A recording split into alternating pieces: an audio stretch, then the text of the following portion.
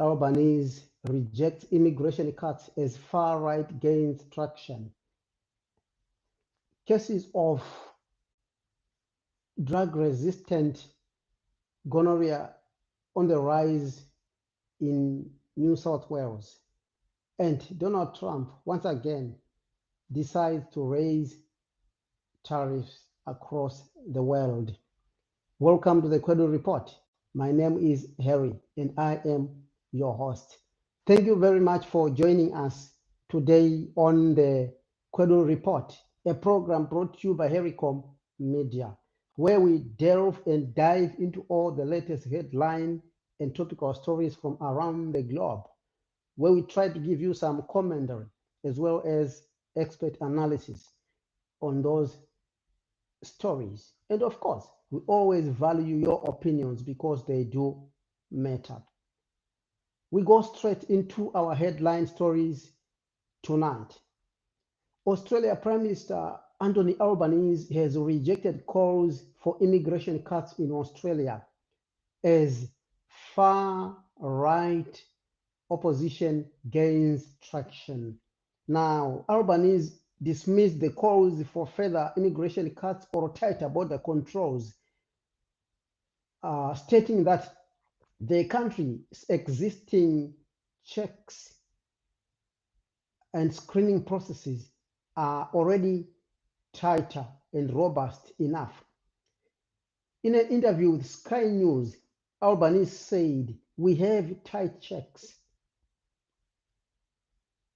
Now, adding that Australia's checks on immigration in this country are very tight. Albanese's comments come amid a surge in the support for the One Nation Party, which has reached 27% in recent polling, surpassing the main opposition's primary vote of 18%. The Prime Minister emphasized the importance of social cohesion, criticizing opponents for raising fears about immigration from specific regions or backgrounds. Now, the coalition led by Peter Dutton and Angus Taylor continues to push for lower migration levels to address housing and infrastructure pressures. In a related development, Australia's influential advocacy group, Sustainable Population Australia, has called for a shift in the country's migration debate from identity to infrastructure. In a recent statement, the SPA has called for a shift in the nation's immigration debate, saying it should focus on population growth rather than cultural background to address the housing and infrastructure challenges. The group says it rejects race-based immigration rhetoric, arguing that the environmental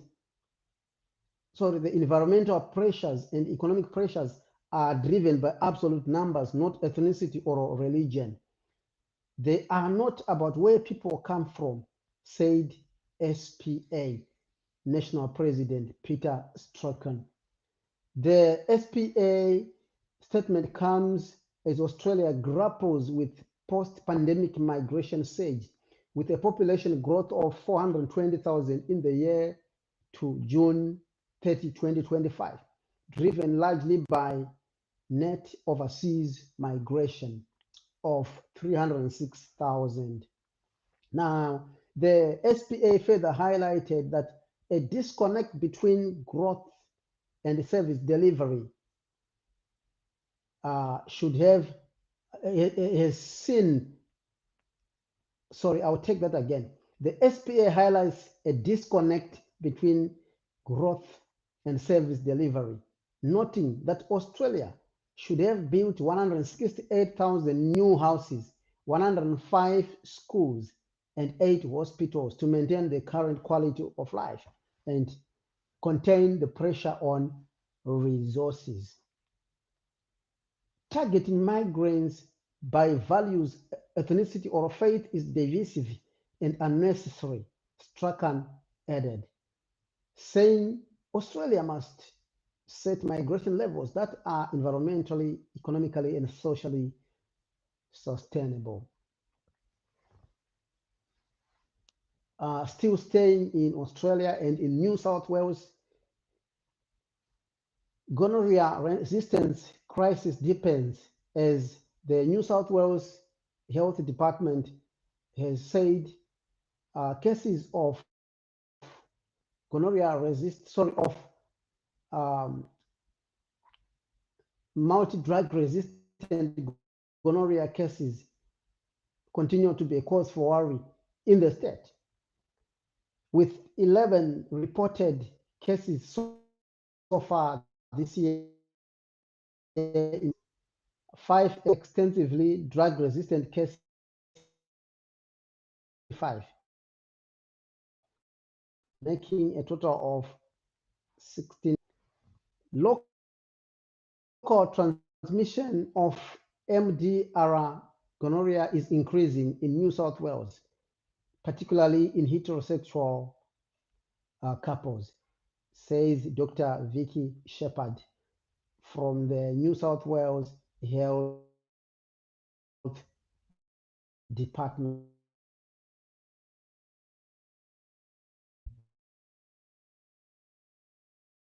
According to the Health Organization, the rapidly changing antimicrobial susceptibility of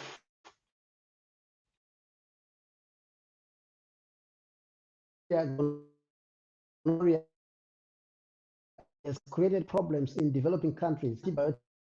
The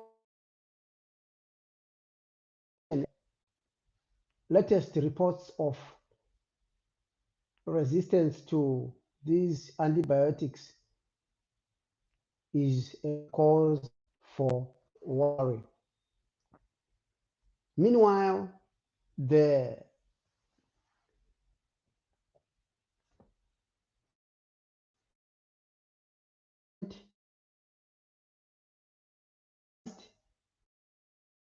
but Southwest by gonorrhea could collect swabs for gonorrhea culture and PCR prior to treatment and perform a test of cure 2 weeks after treatment. They also advise patients to notify and test sexual partners from the past 2 months.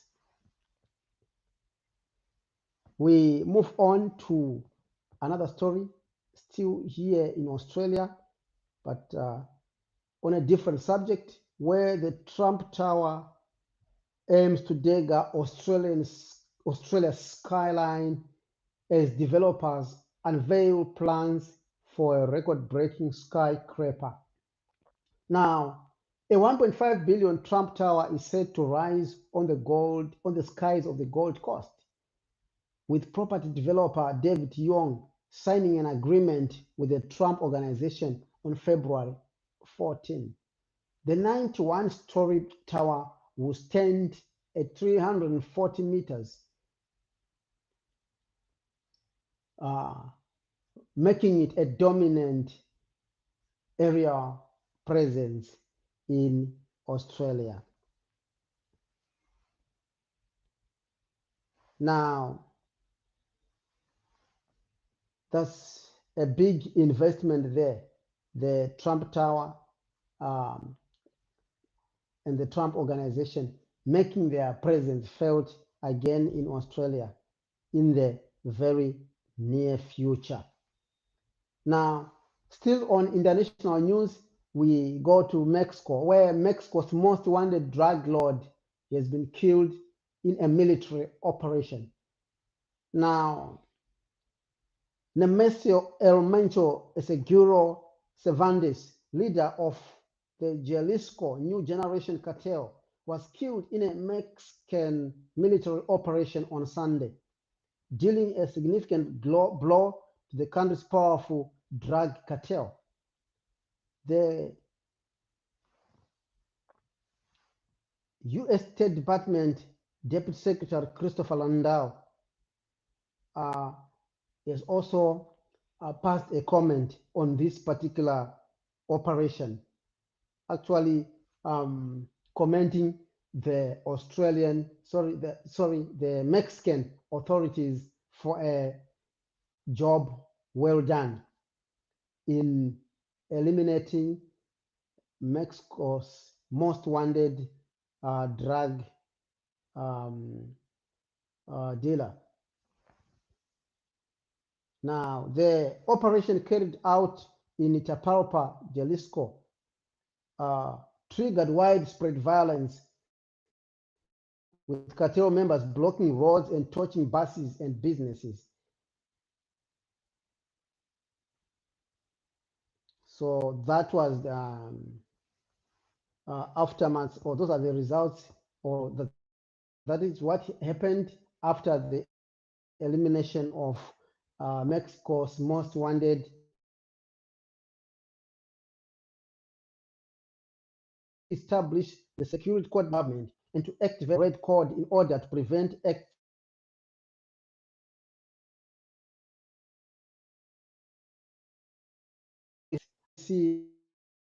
against the population. Governor Pablo Lemas, there is stepping up security, the